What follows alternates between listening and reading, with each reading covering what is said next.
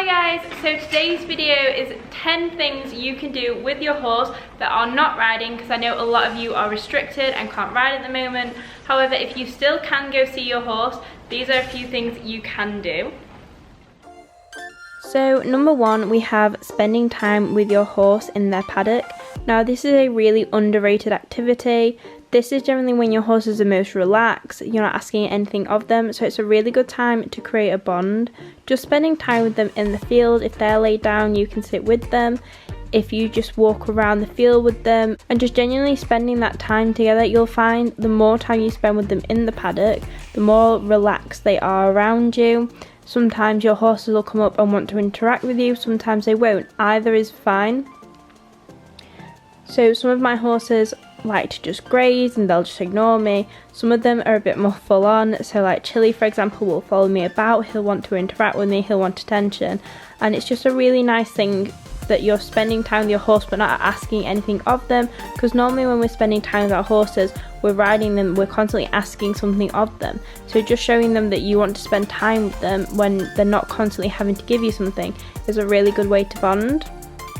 So number two is to create TikTok videos with your horse. So TikTok is massive now, it's really blown up recently and I have jumped on that bandwagon. So here are some behind the scenes of me and Caramel creating a few TikToks, and these are some of the TikToks that I have created so far with the horses. Obviously I can't put the sound on, but I've been really enjoying it, so I would definitely recommend giving it a go.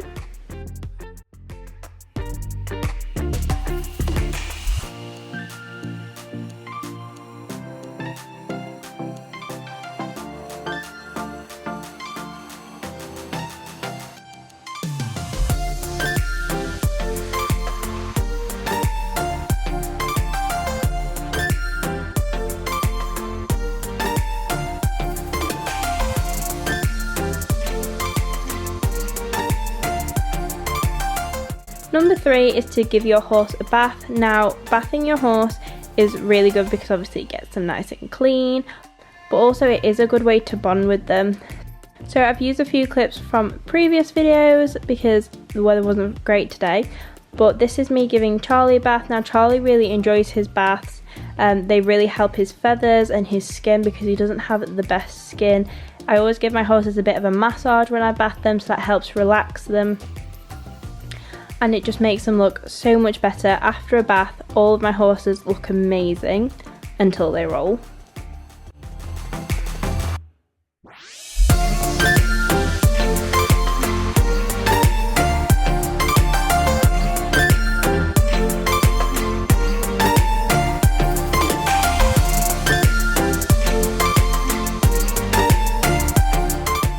Activity number four is to take your horse for a walk. Now do this with caution. If you have a very spooky horse, obviously not the best idea, and obviously adhere to any rules that your yard has concerning exercise at the moment. So today I took Caramel for a little walk round. It's really good enrichment for them. They're seeing new things, they're desensitizing to new things. Caramel just really wanted to eat the grass the entire time, but it was nice to get her out of the field, out of the arena, and just to experience something new.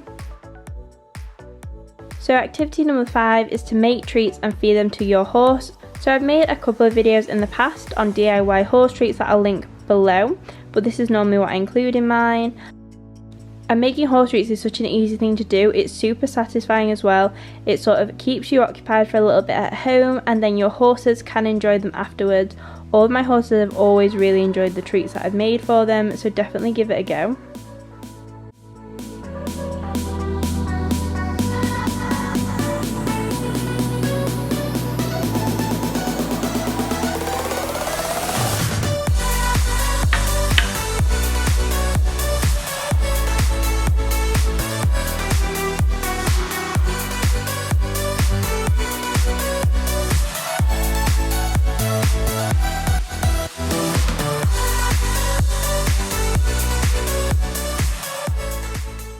Okay, so number six is to lunge your horse. Obviously, if you're allowed to exercise your horse at the moment, and I wouldn't recommend lunging a horse if they're naughty. So if you saw yesterday's video, you'll know Charlie is naughty. Obviously, you don't want to risk getting injured at the moment. However, if you do have a horse that still needs exercise and is going to become very hot-headed if it's not ridden, then I'd definitely suggest lunging. So these are a few clips of me lunging Caramel and Danny.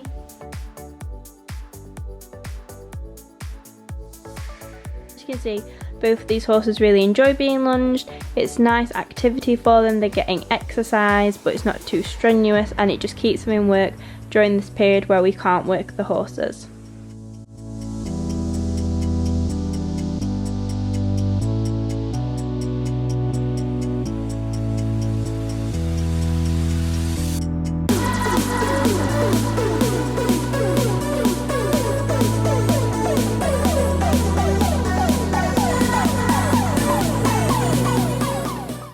Number 7 is we've got all this spare time on our hands, we might as well teach our horses a trick.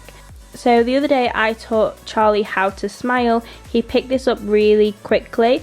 I'll link the video below because it has all the instructions and advice for how to teach your horse this.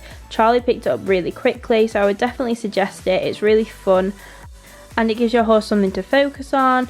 It's something enriching. I really enjoyed spending the day trying to teach Charlie a trick.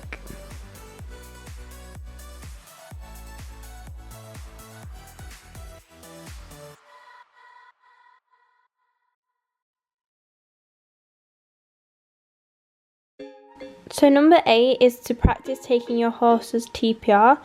So TPR stands for temperature, pulse and respirate. And it's important to know your individual horse's normal vitals because they may not be within the range, they may be slightly higher, they may be slightly lower, but you need to know what is normal for your horse.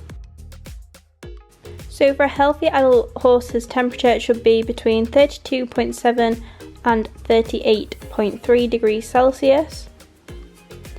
And you can take this using a rectal thermometer that you want to put a little bit of lubricant on, and then obviously you just insert that into the rectum. Now this isn't an easy task, as you can see, no horse likes this, so just be careful, try and move with the horse and hold the thermometer in place. So next up we have pulse. Now for pulse you have a few options. The best option is to use a stethoscope, but if you don't have one of those, give me a moment, let me just show you what you do with this and then I'll show you what you do if you don't have one. So for a healthy adult horse, the pulse should be between 28 and 44 beats per minute. So the way I like to take the pulse is by using a stethoscope, and you place the stethoscope just behind the elbow so that you can hear the lub-dubs of the heart, and then you count every lub.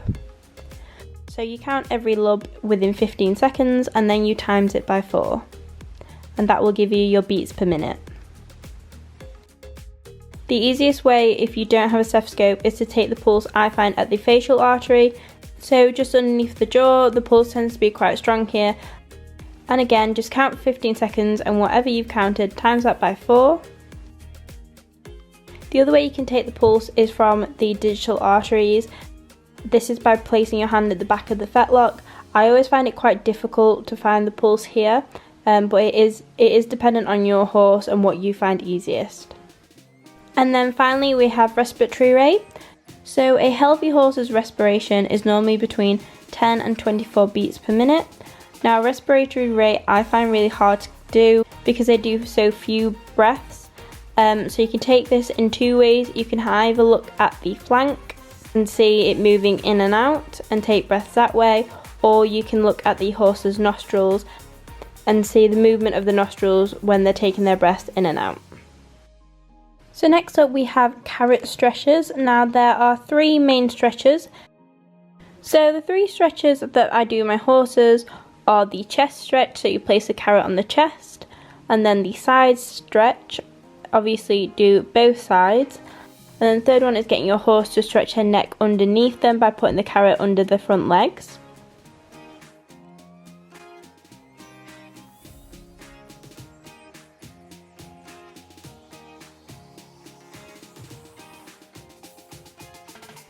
So this was Lucy's first time doing this. Stretching is obviously very good for them before you ride, and it's also very good to practice this. So she picked it up pretty well, and I find in the stable, they'll tend to back themselves naturally into a corner when doing this, because otherwise they do tend to walk in circles or something like that when they're first learning it. So definitely, if you're trying this for the first time like I was with Lucy, start them in the stable, because then they're not sort of chasing you around the field for the carrot.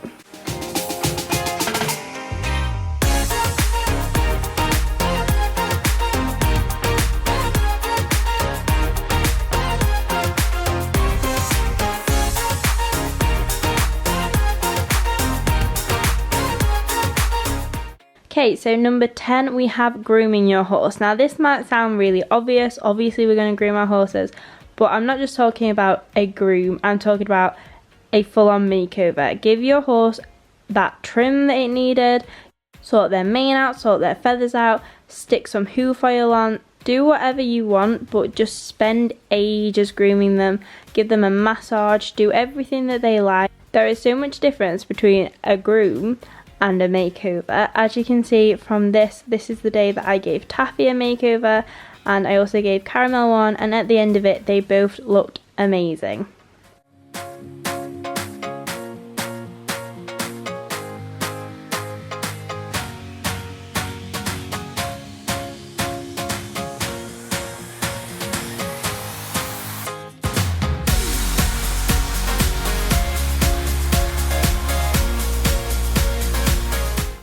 So that's the end of today's video. I hope you guys enjoyed it. It was a bit different to a normal vlog. I hope I've given you some ideas to keep you and your horse entertained during isolation and lockdown. If I have, please give it a like and don't forget to subscribe, and I will see you all tomorrow at 12.